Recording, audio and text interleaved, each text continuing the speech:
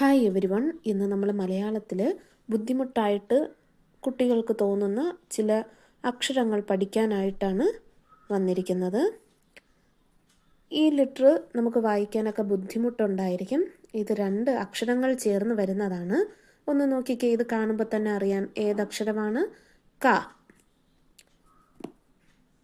ഇത് കാണുമ്പോൾ നമുക്കറിയാം ഏതക്ഷരമാണ്. ത. ക പ്ലസ് ത, ഈ 2 അക്ഷരങ്ങൾ ചേർന്ന് വരുന്നതാണ് ഇക്ത. വ്യക്തം, വ്യക്തി ഇങ്ങനെയൊക്കെ പറയുന്ന വാക്കുകളിൽ നമ്മൾ എഴുതുന്ന അക്ഷരമാണ് കായും തായും ചേർന്ന് വരുന്ന അക്ഷരം ഇക്ത. ഇനി അടുത്ത് നമ്മൾ കാണുന്നത്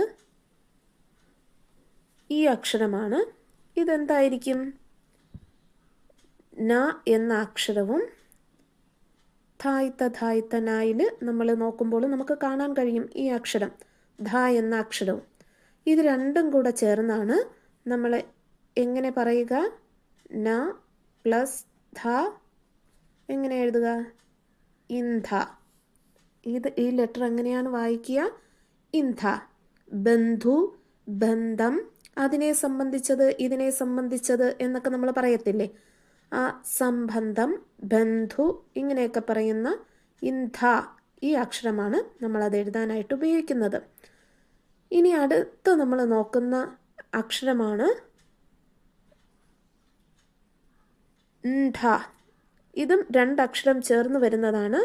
ഇത് നമുക്ക് കാണുമ്പോൾ തന്നെ അറിയാം എന്തക്ഷരമാണ്. ന.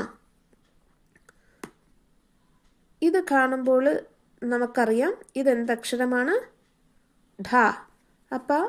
അപ്പോൾ ന പ്ലസ് ഢ ഈ അക്ഷരങ്ങൾ ചേർന്ന് വരുന്നതാണ് ഇണ്ഠ. ഈ ഇണ്ടയിൽ വരുന്ന ഏതൊക്കെ വാക്കുകൾ നിങ്ങൾക്കറിയാം? ഖണ്ഡിക, ഖണ്ഡിക, മണ്ഡലം, ഭണ്ഡാരം, ഭണ്ഡാരം.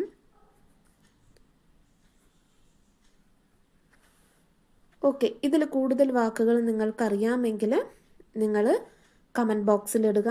നിങ്ങൾക്ക് ഈ വീഡിയോ ഇഷ്ടപ്പെട്ടുവെങ്കിൽ ലൈക്ക് ചെയ്യുക, ഷെയർ ചെയ്യുക, സബ്സ്ക്രൈബ് ചെയ്യുക. Thank you.